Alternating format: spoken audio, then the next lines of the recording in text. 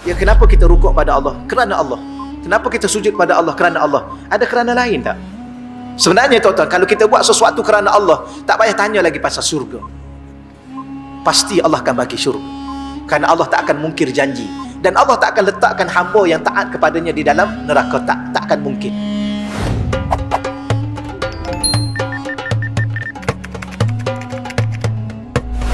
Assalamualaikum warahmatullahi wabarakatuh.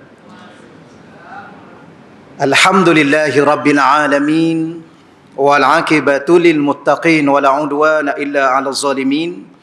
Asyhadu an la ilaha illallah wahdahu la syarika lah, wa asyhadu anna sayyidana Muhammadan 'abduhu wa rasuluh.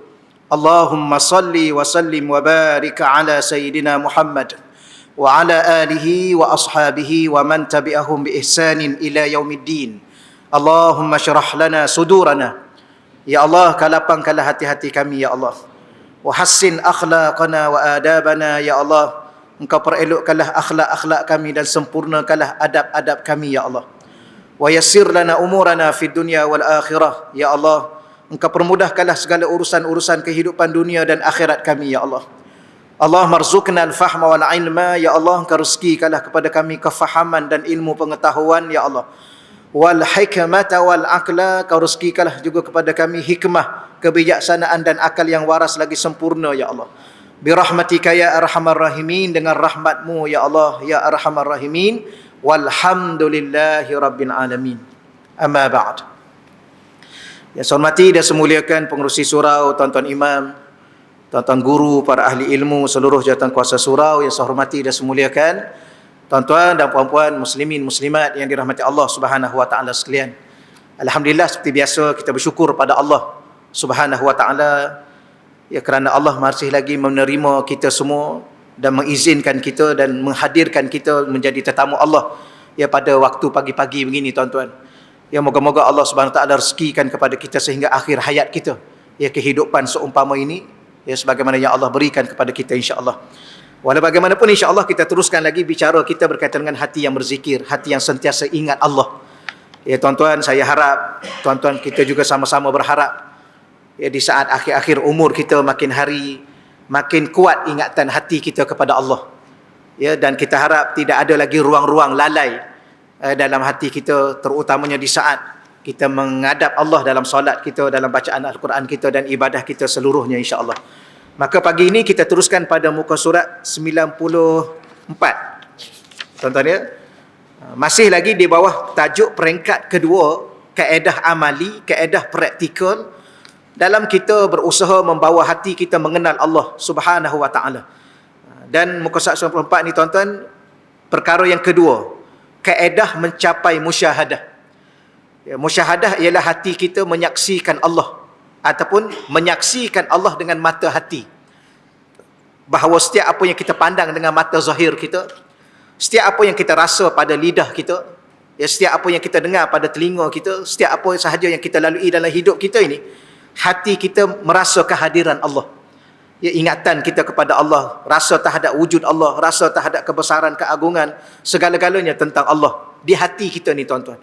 Maka hati yang sentiasa merasai kehadiran Allah, ya, di setiap saat, setiap waktu, setiap ketika, setiap keadaan, maka dinamakan musyahadah. Cuma dia ada maqam dia, tuan-tuan. Ya, maqam dia iaitu kedudukan seseorang dalam bermusyahadah. Mungkin saya dengan tuan-tuan kita ni orang awam. Bila mana kita orang awam, paling-paling kurang pun, ya, di saat kita memandang langit, ya, memandang kepada diri kita sendiri, hadir dalam hati kita rasa yang ada kaitan dengan Allah, syukur kepada Allah, terima kasih kepada Allah dan sebagainya. Itulah. Baik, yang kedua kita baca di sini, di antara kaedah bagaimana saya dengan tuan-tuan hati kita mencapai ke tahap tersebut, ialah seseorang yang sentiasa mengingati Allah. Ya, bahkan hatinya sering menyebut namanya, iaitu nama Allah. Ya, seseorang yang sentiasa hati dia ingat Allah dan hati ini sentiasa menyebut nama Allah. Dan saya pernah sebut pada tuan-tuan, yang paling mudah dalam hati kita ni, oleh kerana hati ni dia halus, dia seni, maka yang paling mudah, kata para ahli ulama sufi, ya, ulama-ulama yang mahir dalam persoalan kerohanian, persoalan hati ni, ialah kalimah Allah. Allah, Allah, Allah, Allah, Allah. Dan Allah ni banyak kali saya ulang pada tuan-tuan, moga-moga tuan-tuan sudah ingat, dia adalah merupakan ismu zat, nama kepada zat Allah. Ya, bila mana kita sebut Allah itu sudah merangkumi seluruhnya. Kerana pada zat itulah ada sifat, pada zat itulah ada nama, dan daripada sifat dan nama itulah adanya perbuatan. Allah Subhanahu Wa Taala menghidupkan, mencipta dan sebagainya. Boleh tuan-tuan sekalian ya? Sebab tu setengah ulama mengatakan, sesiapa yang hati dia sentiasa menyebut Allah, Allah, Allah, Allah, Allah, tanpa dia paksa. Tapi permulaan kena paksa tuan-tuan. Permulaan kena sebut dengan lisan, dan hati tu ikut, dan kena paksa dia. Kerana hati itu sendiri namanya qalbu. Qalbu ni ialah sesuatu yang tak tetap, berbolak-balik, yang tuan-tuan sudah faham. Kita pun dah, bukan setakat kita faham, kita dah rasa dah. Kadang-kadang hati ni rasa kadang-kadang nak, kadang-kadang tak nak. Ya, kadang-kadang apa? Macam-macam lah tuan-tuan. Dia sekejap dia berubah, dia berubah. Jadi begitulah di saat dia ingat Allah. Kadang-kadang dia ingat Allah, kadang-kadang dia ingat dunia, kadang-kadang dia ingat harta, kadang-kadang macam-macam dia ingat dia. Jadi kita kena paksa dia. Tapi sampai satu masa, di saat dia sendiri hendak menyebut Allah, Allah, Allah. Bahkan kalau mulut kita bercakap, mata kita memandang, telinga kita mendengar pun dia tak kisah. Dia tetap menyebut Allah, Allah. Kata setengah ulama, seseorang itu telah mencapai maqam fana. Ya, maqam bahawa dia tidak lagi merasai dirinya yang mendengar, matanya yang memandang, mulutnya yang berbicara, tetapi segalanya itu dari izin dan kehendak Allah. Itu dia bagi musyahadah. Jadi saya ulang lagi sekali, seorang yang sentiasa mengingati Allah, ya, bahkan hatinya sering menyebut namanya, nama Allah, dalam rangka untuk memfokuskan tawajuh hanya kepada Allah. Ya, fokus kita, arah tuju kehidupan kita hanya kepada Allah, akan dianugerahkan oleh Allah rasa kehadiran Allah dalam hatinya. Rasa kehadiran ni, rasa ingatan, rasa kewujudan dan sebagainya tuan-tuan sekalian. Sebagian saya pernah sebut pada tuan-tuan, kadang-kadang kita berbicara dalam bahasa Arab, tetapi kita letak dalam ayat-ayat bahasa Melayu ni, bimbang-bimbang orang salah faham. Ya, tapi oleh kerana kita orang Malaysia ni, alhamdulillah kita selalu guna kadang-kadang bahasa Arab, cuma kadang-kadang kita tak sedar. Selalunya kita dah guna bahasa Arab, tapi kita dah rasa dia bahasa Melayu. Hadir tu bahasa Arab. Ya, kadang-kadang kita berterima kasih kepada seseorang kerana hadir dalam kehidupan kita. Kadang-kadang kita berterima kasih pada seseorang yang hadir dalam hati kita. Hadir dalam hati tu, adakah dia sampai masuk dalam hati kita? Tidak. Tapi apa lagi? Kemuliaannya, kemurahannya, kebaikannya masuk dalam hati kita. Ya, merasa kita menghargai dia. Begitulah Allah Ta'ala yang mencipta kita, yang menghidupkan kita, yang menyusun segala-gala kehidupan saya dengan tuan-tuan. Tuan-tuan, kalau kita sendiri susun hidup kita ni, rasanya sampai hari ni tak ke mana kita. Ya. Tapi Allah Ta'ala susun hidup kita ni. Lahir di mana, jadi anak siapa, kahwin dengan siapa, ada anak berapa orang, ya, belajar kat mana, ya, duduk jirannya siapa, tuan-tuan. Tapi kalau kita nak, tuan-tuan, kalau Allah suruh kita pilih jiran, tuan-tuan nak pilih jiran yang mana? Tuan-tuan nak berjiran dengan siapa agak-agak? Pilih sendiri jiran tu. Kadang-kadang kalau kita fikir yang tu pun tak selesai tuan-tuan. Nak duduk jiran yang mana? Wallahualam, kita pun tak terfikir macam. Tapi hari ni kita beli rumah, tengok sebelah kita itu jiran, itulah jiran kita. Ke tak puas hati?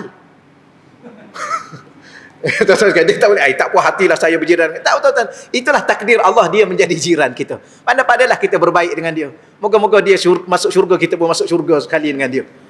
Ya, sebagaimana Nabi pesan sangat, ya, jiran ni ialah antara orang yang paling dekat, ya, kehidupan kita dengan dia untuk seharian kita. Begitulah tuan-tuan sekalian, untuk menunjuk betapa kita ni bahawa segala-gala adalah balik kepada Allah. Hati kita ingat Allah. Okey, seterusnya, ia merupakan antara kelazatan iman itu sendiri. Bila mana hati itu sentiasa ingat Allah, sentiasa fokus pada Allah dan sentiasa menyebut nama Allah, dia di antara salah satu daripada rasa lazat, rasa manisnya iman. Ya, sebab tu kadang-kadang kita beriman pada Allah tapi kita tidak rasa syukur. Kita beriman pada Allah tapi kita tidak rasa manis. Kita beriman pada Allah, percaya pada Allah tapi kita tidak rasa sebagaimana ada ulama rasa, para alim ulama, para auliya merasai, salah satunya kerana hati kita banyak lalai daripada Allah. Ya, tidak sangat menyebut Allah. Okey, selesai situ tuan-tuan. Yang ketiga, ni saya nak khatamlah tajuk ni harap-harap pagi ni ya. Hati seseorang itu apabila sudah bersih dengan ketaatan dan kehambaan yang penuh dengan kejujuran, maka muka surat 95 tu, maka terpancar cahaya keyakinan yang tinggi dalam hatinya tentang kewujudan Allah. Lalu sifat wujud Allah terpancar dalam cerminan roh hamba yang terpilih tersebut.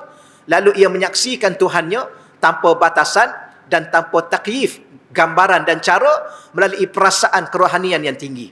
Okay, saya ulang sedikit tuan-tuan. Hati seorang apabila sudah bersih. Jadi salah satu daripada perkara yang kita kena pastikan untuk berada pada kedudukan ini, hati kita kena selalu bersih. Salah satu cara kebersihan hati ini ialah dengan ketaatan. Maknanya setiap kali kita solat, hati kita makin bersih. Kita solat lagi, hati kita makin bersih. Kita zikir, hati kita makin bersih. Kita baca Quran, hati kita makin bersih. Apa makna hati bersih, tuan-tuan? Hati yang tidak ada selain Allah dalam hati kita. Itu hati bersih. Bukan nak kata dalam hati kita ada isteri, dalam hati kita ada anak-anak, tak bersih. Tak, bukan maksud begitu. Ya, kita nak ialah hati kita ni hanya ada Allah. Itu hati yang benar-benar bersih. Ya, sebab tu setiap kali kita solat, mesti sebut dulu lillahi ta'ala. Kita nak puasa, lillahi ta'ala. Kita nak baca Quran, lillahi ta'ala. Kita nak keluar rumah, nak pergi kerja, lillahi ta'ala. Kenapa? Kerana tak nak ada di hati kita selain Allah. Maka di saat hati kita tu bersih dengan ketaatan, dan ketaatan tu pula kena campur ya. Masa kita solat, berarti kita taat pada Allah. Kita tak solat, berarti kita engkar Allah. Tetapi masa kita taat pada Allah dengan solat itu, kena datangkan dalam hati kita rasa perhambaan. Tuan-tuan, setiap kali saya dengan tuan-tuan rukuk, sujud, ada rasa tak masa rukuk dan sujud itu rasa diri itu hamba? Dan bila mana hamba kena ada datangkan rasa hina. Dia panggil at-tazallul, al-khudu' wa tazallul. Masa kita sujud ni kena ada dua perkataan paling-paling kurang dalam hati kita dalam bentuk rasa. Yang pertama khudu', tunduk dan patuh. Kenapa kita sujud? Sebab kita nak tunduk dan patuh pada Allah. Itu bukti kepatuhan, bukti ketaatan. Ada orang boleh bercakap dia taat pada Allah, tapi apa yang dia boleh buat? Apa yang dia buat menunjukkan dia taat pada Allah? Maka salah satunya dia sanggup meletakkan wajah, muka dia ni ke lantai, yang tempat yang dia pijak. Apabila dia meletakkan muka dia ke lantai, apa maksudnya? At-tazallul. Dia kena rasa hina. Ya, tidak ada keadaan, kelakuan yang paling menghinakan diri kita sendiri bila mana kita sanggup letak muka kita di atas lantai yang kita pijak. Tuan-tuan, cuba tuan-tuan tanya, agak-agak mana lagi tempat yang tak ada orang pijak ni? Tambah-tambah kalau hari raya memang pijak semua lah tuan-tuan, penuh orang ni sampai keluar. Ke tuan-tuan nak cari ada satu sudut orang tak pijak lagi kat sini ni? Tapi orang pijak, orang tak pijak, sama ada tuan-tuan sekalian, berarti kita telah sanggup meletakkan muka kita ni. Ya, tambah-tambah orang perempuan kan. Orang perempuan ni, ya, anggota yang paling dia apa? Dia jagalah ya. Muka lah ya. Kejaga tangan. Jaga juga. Tapi nak bagi tahunya muka ni. Dia sanggup beli produk yang mahal-mahal, nak letak kat muka. Kuh putih ke apa? Macam-macam lah dunia hari ni, macam-macam. Nak suruh dapat putih, nak suruh nampak muda. Kenapa? Tapi dia sanggup meletakkan muka dia yang cantik itu, yang dia duk jaga bukan main lagi, ke mana? Ke lantai. Itulah perempuan-perempuan yang solehah, yang bakal untuk berada dalam syurga-syurga Allah Subhanahu Wa Taala. Sebab tu tuan-tuan perasan tak? Orang perempuan ni bila mana dia masuk syurga, Allah tak bagi pada dia bidadara. Tak ada. Yang ada bidadari je tuan-tuan sekalian. Tapi orang lelaki ni ialah, kecuali mungkin wanita yang tak sempat kahwin, yang tak ada jodoh, Allah tidak takdirkan dia mendapat jodoh dunia, mungkin Allah bagi pasangan di akhirat. Tapi yang ada pasangan, dia menjadi pasangan kepada suami yang sedia ada. Kalau mungkin suami dia meninggal dunia, kemudian dia kahwin lagi, meninggal pula dia kahwin lagi, balik akan nanti dia pilihlah nak duduk dengan suami mana. Ya. Biarlah dia nak pilih yang mana satu, dia rasa suami yang paling baik untuk dia dunia dahulu, dia pun nak duduk dengan suami itu. Tapi dia tak disediakan lebih daripada satu suami. Sebab Allah tahu orang perempuan ni, kalau dia masuk syurga, dia tak kisah pun kalau tak ada suami, ya kau? Yang penting wajah dia cantik. Sebab orang perempuan ni yang paling dia nak atas muka dunia ni wajah cantik. Maka Allah bawa dia ke syurga, Allah bagi dia cantik lebih pada bidadari. Dan dia menjadi ketua kepada syurga itu, ya, ketua kepada bidadari. Lebih cantik daripada bidadari, puan-puan sekalian. Puan-puan boleh bayanglah. Ada bayang tak sikit-sikit sekarang ni? Tapi orang lelaki ni pula tuan-tuan sekalian, dia tak kisah sangat dia handsome ke tak handsome sebenarnya orang lelaki ni. Sebab tu bila mana masuk syurga, memang Allah bagi dia handsome, tapi Allah sediakan apa pada dia? Bidadari. Sebab orang lelaki ni, dunia ni dah bercita-cita tapi tak dapat, Allah bagilah ke akhirat. Okey ya? Boleh faham tak ni?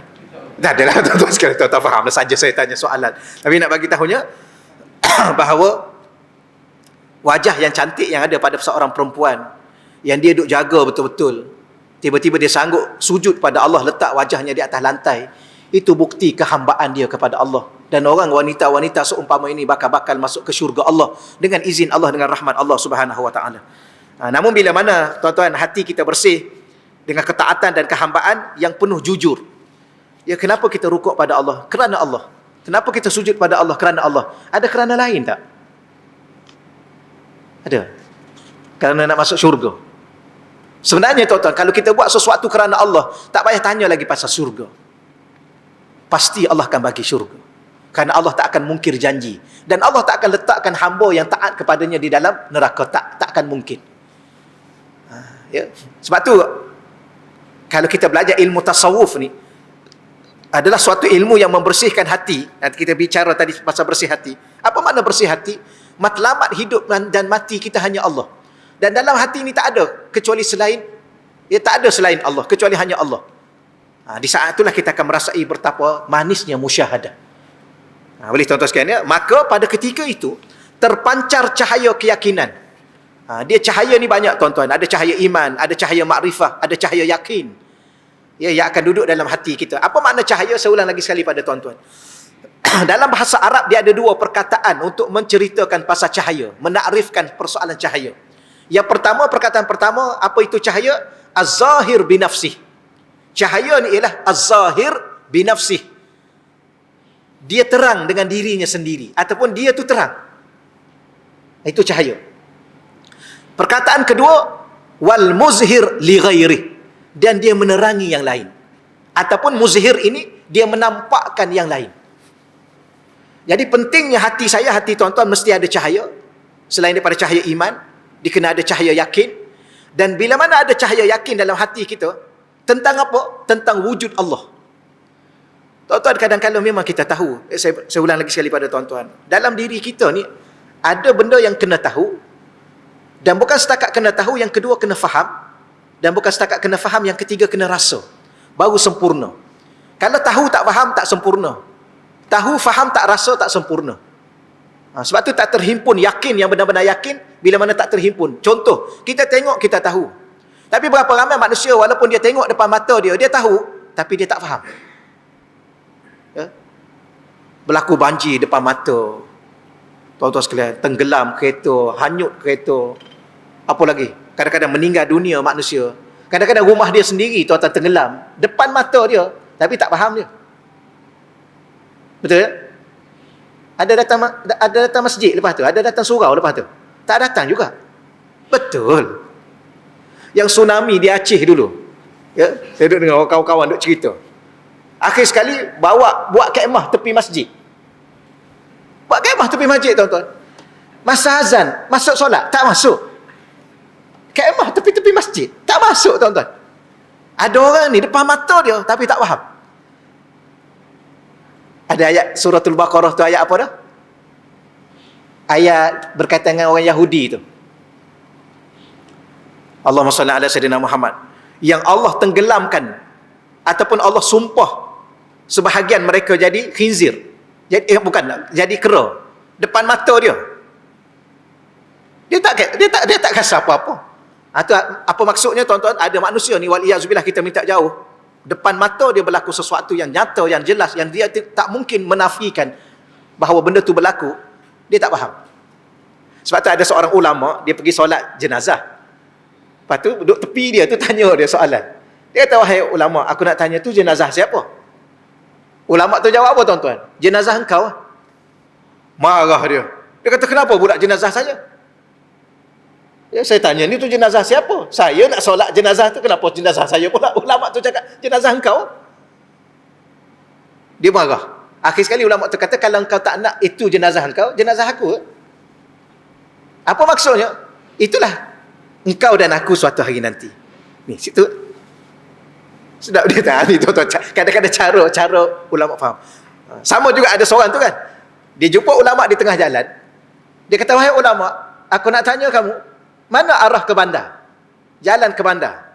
Ulama pun tengok ada satu hujung tu kubur tuan-tuan. Dia kata, kalau kamu nak ke bandar, Marah dia pukul ulama tadi. Kemudian orang pun datang. Dia kata, kenapa kamu pukul ni? Ni ulama ni. Dia kata dia main-mainkan aku. Aku tanya jalan ke bandar, dia tunjuk ke kubur. Lepas tu ulama pun kata, kamu faham tak kubur tu apa? Kamu faham tak bandar tu apa? Bandar ni ialah suatu tempat yang penduduknya makin bertambah dan tak berkurang. Lama-lama jadi bandar raya. Apa tuan-tuan? Penduduk makin bertambah. Dan tidak ada tempat atas muka dunia ni penduduk yang sentiasa bertambah dan tak pernah berkurang. Tu bandar. Macam mana tuan-tuan? Nak pergi bandar? Kena balik kampung. Subhanallah. Itu benda-benda yang tuan-tuan sekalian, apa maknanya? Seseorang yang sudah diberi hati dia oleh Allah, dia faham. Tapi saya nak bagi tahu tak? Tahu. Kemudian faham tak? Contoh, mati. Tahu tak kita akan mati? Tahu. Mana bukti tahu? Depan mata kita ada orang mati. Bahkan kita pernah menyembahyangkan jenazah. Jenazah tu ada depan mata kita. Okey, faham tak kenapa kita kena mati? Faham. Kenapa? Kerana Allah nak pindahkan kita daripada alam fana kepada alam baqa. Allah sayang pada kita. Dia tak nak kita biarkan lama-lama duduk kat sini ni. Tuan-tuan, duduk kat dunia ni, kita nak kata apa ya?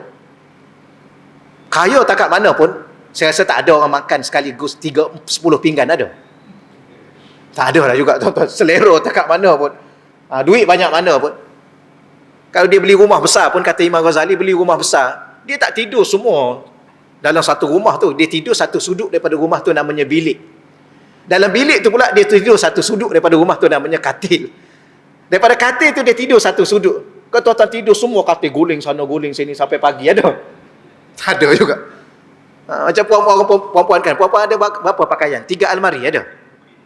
Pakaian kat rumah. Orang dulu tuan-tuan sekalian duduk termenung. Kenapa? Tak ada nak pakai, tak tahu nak pakai baju mana. Kenapa? Yang itu aja yang ada. Tak perlu fikir lah. Tapi kita sekarang duduk depan almari fikir, tak tahu nak pakai mana. Kenapa? Banyak sangat baju. Tapi dalam banyak baju tu, satu helai tu jadi pakai. Ada orang pakai baju 3 helai sekaligus. Kasut pakai 3. Ada. Itulah dunia. Jadi Allah tak nak kita, tak. Allah nak kita masuk syurga dan kekal dalam syurga dengan keadaan muda, cantik, handsome, sehat, makan, banyak mana tuan-tuan nak makan je lah. Ya. Ada satu orang dia berjalan, dia tengok, oh sedapnya. Tu ada depan dia. Dia berjalan lagi, sedapnya. Ada depan dia. Makan tuan-tuan. Yang ini suka makan kan? Ada orang memang dia suka makan. Tuan-tuan kategori mana? Ada orang dia suka sembang. Kategori suka sembang. Ada orang suka berjalan. Itu kategori dia. Kalau dalam syurga, tuan-tuan boleh bayang tak? Tuan-tuan nak berjalan ke mana? 7 tala langit, 7 tala bumi. Yang kita duduk berjalan pergi mana? Pergi mana? Yang ni, Korea, Turki. Yang kita duduk pergi berjalan ni, pergi ni, Vietnam pergi ni. Itu baru lapis atas muka bumi je, tuan-tuan. Yang syurga ni Allah bagi 7 tala langit, 7 tala bumi. Yang ni kalau yang suka berjalan, memang dia berjalan sungguh-sungguh lah. Subhanallah. Inilah Allah nak bagi. Sebab tu kita faham tak? Tahu tak kita akan mati? Tahu. Faham tak? Okey, faham. Allah nak pindah kita ke syurga, tempat yang selama-lamanya kekal. Ada rasa tak? Yang ni. Ada rasa tak? Kau tak rasa apa-apa lagi? Okey, ditambah 3 ni, tahu, faham, rasa, itulah yakin. Tahu Allah tu wujud, tahu. Faham tak kenapa Allah kena wujud? Faham. Kalau Allah tak wujud, kita pun tak akan wujud. Ada rasa tak kewujudan Allah? Dan yakin tak kewujudan Allah itu? Maka di situ tuan-tuan kena bersihkan hati kita, barulah Allah bagi cahaya keyakinan. Nurul yakin. Kalau kita kata nurul yakin, cahaya keyakinan. Yakin tu pula ada maqam dia. Ya, ada maqam dia, ada hakul yakin, ada kamalul yakin dan sebagainya.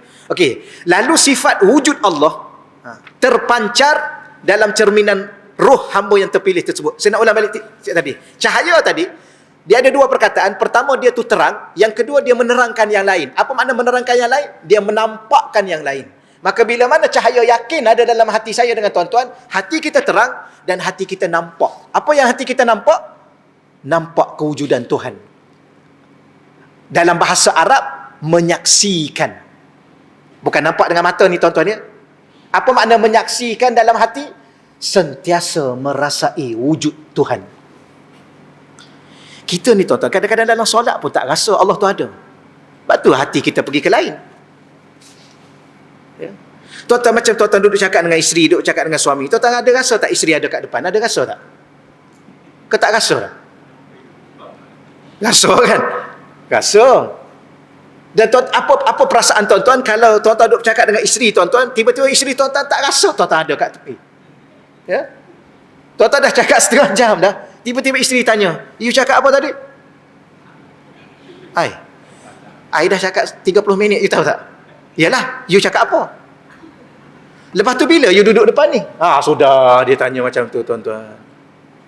Dah lama ke duduk depan saya ni? Sudah.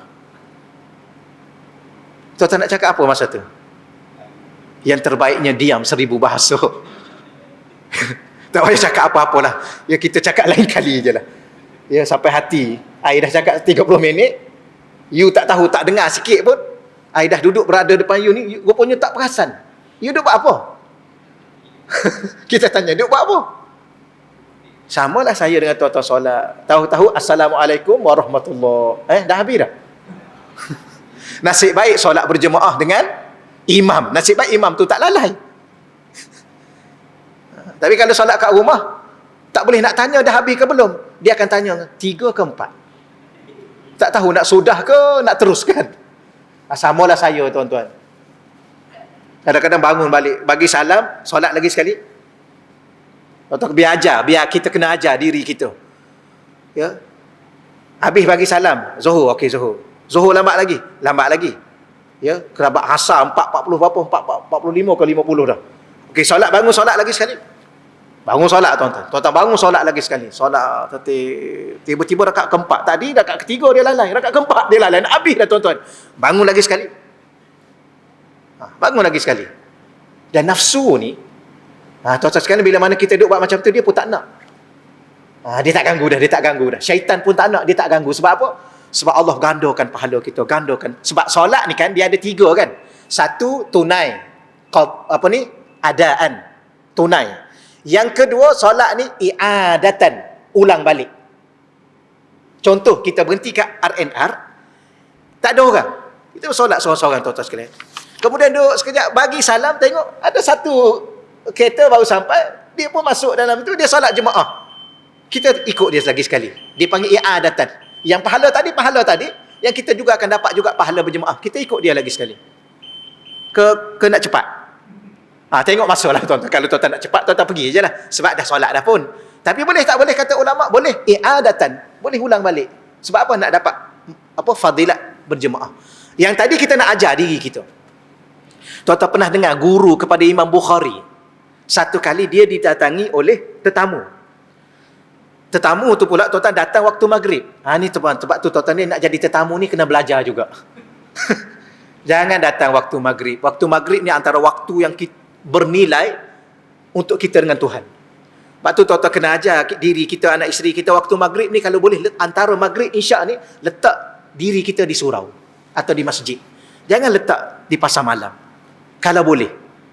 Kecuali terpaksa pergi-pergi je lah tuan-tuan sekalian ni. Kadang-kadang orang ni kita tak boleh larang kan. Ni ya, ustaz ni semua tak ada.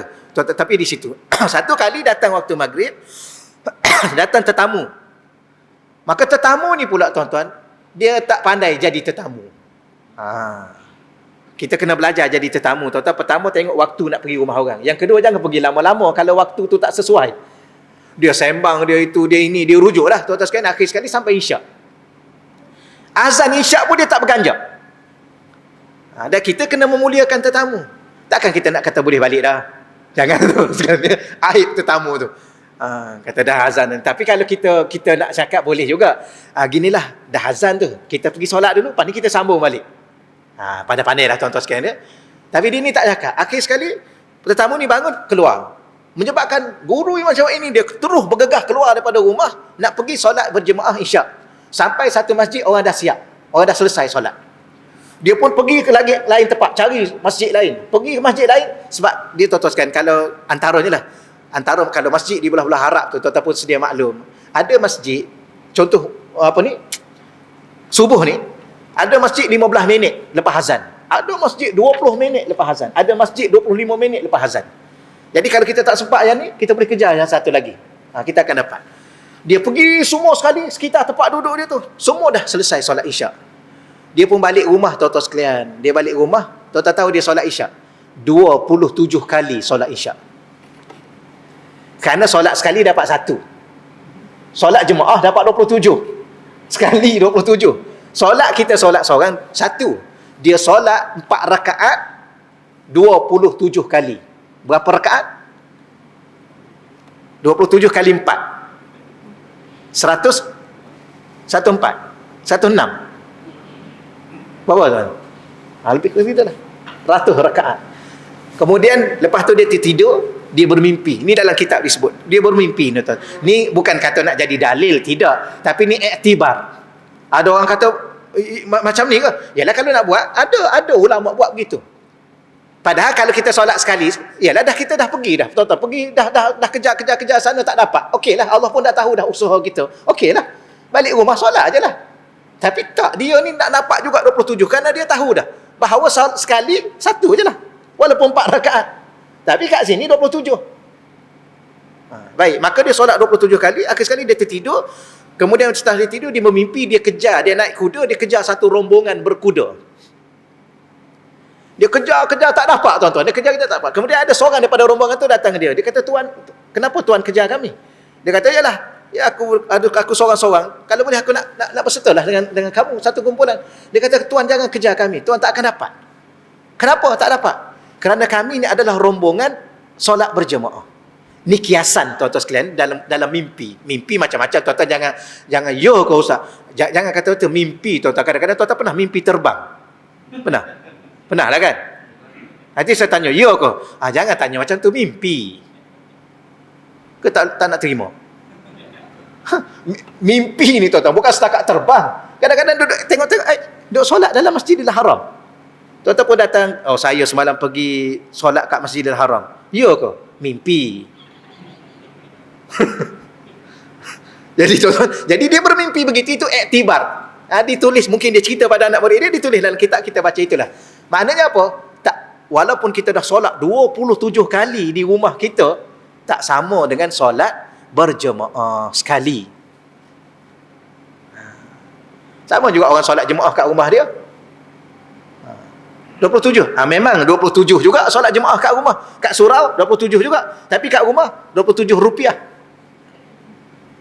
Kat masjid ni, kat surau ni $27 ke apa? Tapi duit sekarang yang paling mahal apa? Duit dinar tak? Duit dinar kan yang paling mahal sekarang ni. Lebih mahal pada dolar. 27 dinar. Tuan-tuan nak rupiah ke dinar? Di sini ni. Okeylah tuan-tuan sekalian. Itu yang kita nak bagi tahu bahawa di saat hati kita ni ada cahaya, dia menampakkan. Tapi nampak tu dalam hati. Iaitu rasa. Okey.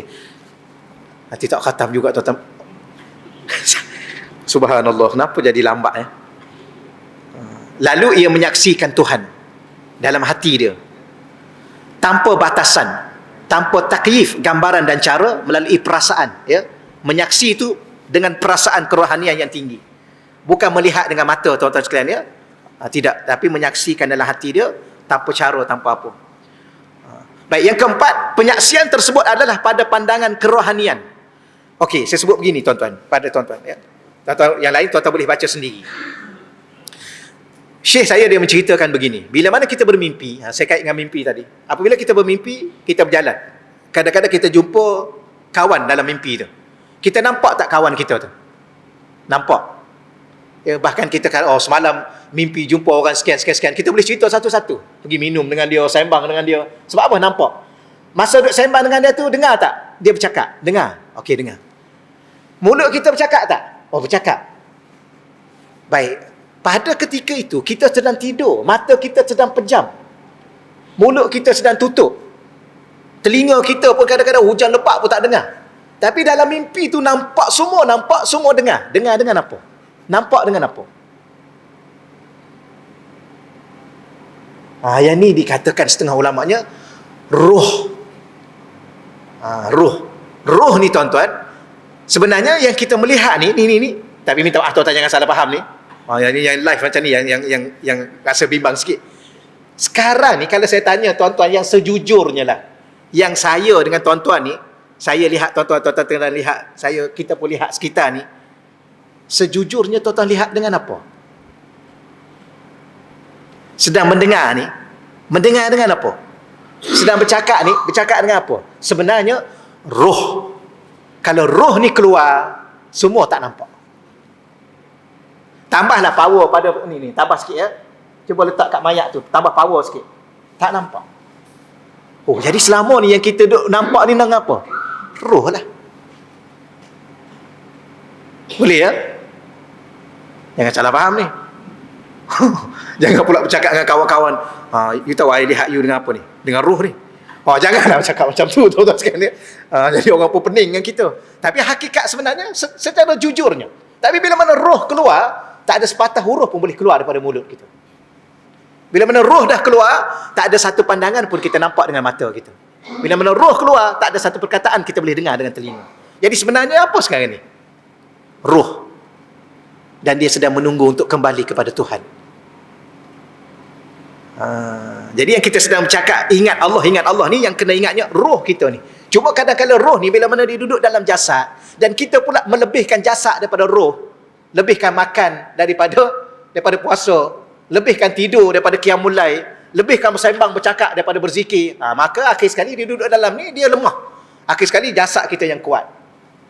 Akhir sekali tu dia solat tu pun ingat makan, solat tu pun ingat nak pergi ke situ ke sini. Kenapa? Roh kita lemah. Dan insya-Allah Allah Maha Penyayang ni tuan-tuan, bulan Ramadan nanti atau roh kita kuat. Kerana kita kurang makan. Roh kita kuat sebab kita kurang tidur. Roh kita kuat sebab kita kurang bercakap. Puasa kurang cakap sikit lah ya. Kalau lebih banyak daripada biasa. Tak adalah tuan-tuan, kalau dah perut lapar kemudian apa lagi? Tambah dengan penat pula, biasanya dia kurang. Ketika tu roh kita kuat. Bagaimana dia boleh kuat? Sampai tahap dia boleh berjalan atas air. Dia boleh angkat jasad ni berjalan atas air. Itu roh dia kuat. Sampai tahap dia lagi, dia boleh berjalan atas udara. Kenapa? Roh kita mampu mengangkat sebab dia dah cukup kuat. Itu wali-wali Allah tu. Itu wali Allah ni tuan-tuan, dia tak jadi wali kalau dia tak. Wali ni biasanya dia akan solat tahajud tiap-tiap malam. Itu wali.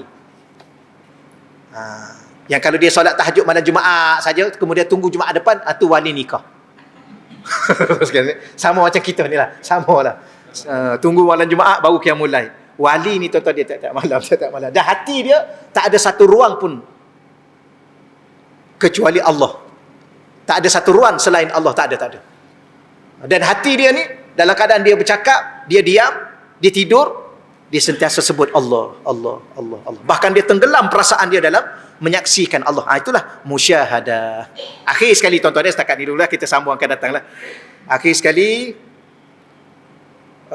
adapun para wali Allah menyaksikan kewujudan Allah dalam hati mereka ni ya, dalam bentuk zauq. Apa makna zauq? Perasaan rohani dengan mata hati mereka yang disinari cahaya keyakinan dan kelazatan iman yang murni. Mereka menyaksikan cahaya wujud Allah yang maha tinggi, yang menjadi sumber bagi pancaran cahaya wujud pada makhluk yang lain. Tuan-tuan sekalian, ini kiasan bahasa ya. Macam saya tunjuk contoh lagi sekali, banyak kali saya ulang. Kenapa tuan-tuan nampak dinding ni? Sebab di dinding tu ada cahaya. Cuba tuan-tuan tutup lampu ni dan semua gelap, maka dinding pun tak nampak. Kenapa? Tak ada cahaya pada dinding. Jadi kenapa kita nampak dinding? Apabila cahaya menzahirkan adanya dinding di situ. Itulah cahaya. Jadi hati kita mesti bercahaya, dan Allah itu pun Tuhan yang salah satu nama Tuhan ialah An-Nur. Bahkan disebut Allahu Nurus Samawati wal Ard. Cuba baca 99 nama tu kan. Nama Allah An-Nur.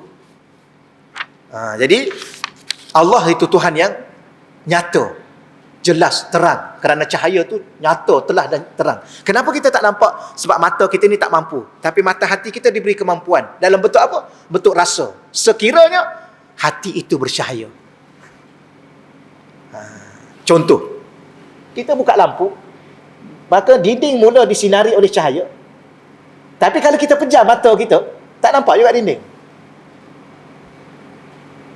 Kenapa? Kerana hati itu mata ni tidak dibantu oleh cahaya.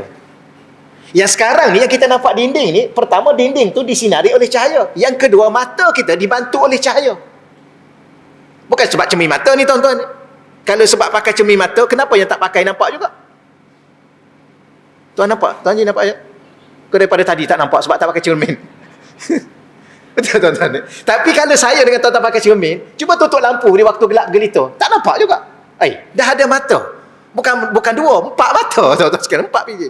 Dah tambah lagi power dia, tak nampak juga. Tak nampak sebab apa? Sebab tak ada cahaya. Jadi cahaya ni mesti ada dalam hati kita. Cahaya ni ada untuk menyuluh mata ni, ada menyuluh mata ni. Walau kita nampak dinding, dan dinding tu pula kena disinari dengan cahaya. Kalau mata kita ada cahaya, boleh nampak, tapi dinding tak ada cahaya, gelap, maka tak nampak juga. Macam pokok, kadang-kadang kita nampak pokok hitam, pokok tengah malam kan, kita lampu kereta ada, kita nampak jalan, tapi kita pun tengok ke kiri, ada pokok belah kiri, ada nampak tak? Tak nampak, nampak gelap. Tak nampak pokok, nampak gelap. Sebab apa? Sebab di pokok tu tak ada cahaya. Sebab tu Allah Ta'ala ni An-Nur, dia ada cahaya. Wallahu a'lam. Okeylah, setakat tu dah dulu tuan-tuan sekalian ya. Cuma yang muka 99 tu ada 3 faktor tu. Boleh sikit lagi tuan-tuan, 1 minit. Pertama, faktor yang membawa kepada musyahadah adalah zikir berterusan. Zikir hati yang berterusan. Tuan-tuan paksa Allah, Allah, Allah, Allah, Allah, Allah, Allah. Saya pernah sebut pada tuan-tuan solat sunat. Tuan-tuan solat sunat, kadang-kadang masa sujud tu, tuan-tuan jangan bangun cepat-cepat. Tuan-tuan sebut dalam hati Allah, Allah, Allah, Allah, Allah, Allah, Allah, Allah. Tuan-tuan baru bangun. Dalam solat sunat ya. Tapi di hati. Bangun tu tuan-tuan sekalian, jangan terus baca Fatihah. Sebut dulu Allah, Allah, Allah. Baca Fatihah. Habis Fatihah pula sebut Allah dalam solat sunat. Insya-Allah lama-lama tuan-tuan sekalian, dalam solat wajib tak perlu kita bawa dah hati kita. Kita angkat saja takbir sampai akhir dia sebut Allah, Allah, Allah, Allah. Jangan sebut di mulut dia, batal. Gitu. Itu satu, berterusan. Yang kedua, merenung keagungan Allah, memikir hakikat bahawa segala ciptaan Allah adalah berasal daripadanya. Tuan-tuan tengok langit, tengok bumi, cuba tuan-tuan bawa dalam hati tuan-tuan, Allah, agungnya kamu wahai Allah, hebatnya kamu wahai Allah. Tuan-tuan, kita tengok pokok-pokok. Yang kita pelik tak? Pokok kat rumah kita tu, kita baja, kita siram, kejap mati. Tukar pokok lain pula. Yang pokok tepi jalan tu, pokok dalam hutan tu, siapa jaga dia? Siapa siram dia? Siapa baja dia? Allah. Ya. Pokok kat rumah kita bukan main lagi, siram baja. Apa? Tahu-tahu mati. Tak pandainya kita jaga tuan-tuan. Tapi pokok tepi jalan, pokok dalam hutan, siapa jaga dia? Makin subuh, batang dia jadi balak besar tuan-tuan sekalian. Siapa jaga dia? Allah. Ya. Yang minat-minat jangka trekking kan, jangan panjat saja sampai atas, kemudian tengok cantiknya. Sebutlah sikit subhanallah, sebutlah sikit masya Allah. Okeylah, akhir sekali, memperbanyakkan amal ketaatan, menjaga syariat dan sebagainya. Ini biasalah tuan-tuan pun sedia maklum. Wallahu a'lam. Ada soalan tuan-tuan? Kepanjang sangat kuliah subuh hari ni ya. Saya risau tuan-tuan sekalian. Ada soalan? Macam biasalah ya. Dah faham dah, cuma sekadar buka soalan. Macam biasa. Jadi tuan-tuan sekalian ni, alhamdulillah kita amat-amat syukur pada Allah. Untuk ke depan saya ingat nak khatam tajuk semua sekali hari, kita tak sempat. Jadi setakat tu dahulu, yang baik tu datang daripada Allah, yang kurang tu tuan-tuan kelemahan kita sebagai seorang manusia yang sentiasa mesti bergantung dengan Allah. Auzubillahi minasyaitonirrajim. Bismillahirrahmanirrahim. Wassalatu wassalam ala asyrafil anbiya'i wa mursalin wa ala alihi wa sahbihi ajma'in. Allah marzuqna fahman nabiyyin. Ya Allah, Engkau rezekikanlah kepada kami apa yang kami belajar pada pagi ini ya Allah, yang kami bincang pada pagi ini ya Allah. Engkau rezekikan kepada kami kefahaman ya Allah, sebagaimana Engkau berikan kefahaman kepada para nabi-Mu ya Allah, khususnya nabi kami Nabi Muhammad sallallahu alaihi wasallam. Wa hifzal mursalin, Engkau kuatkan hafazan kami ya Allah, sebagaimana Engkau berikan kekuatan hafazan kepada para mursalin, para rasul-Mu ya Allah. Wa ilhamal malaikatil muqarrabin, Engkau rezekikanlah kepada kami ilham-ilhamnya ya Allah, sebagaimana Engkau telah berikan ilham yang berguna, yang manfaat kepada para malaikat yang dekat denganmu ya Allah. Allah marzuqna futuhal arifin, ya Allah Engkau rezekikanlah juga kepada kami pembukaan ilmu yang luas dan mendalam ya Allah, sebagaimana Engkau bukakan ilmu yang luas dan mendalam kepada para arifin, orang-orang yang mengenalmu ya Allah. Ya Fattahu ya Alim, ya Fattahu ya Alim, ya Fattahu ya Alim. Rabbana iftah bainana wa baina qaumina bil haqq wa anta khairul fatihin. Rabbana atina fid dunya hasanah wa fil akhirati hasanatan wa qina adzaban nar. Wa sallallahu ala sayyidina wa lana Muhammad walhamdulillahi rabbil alamin. Taqabbalallah minna wa minkum ya karim.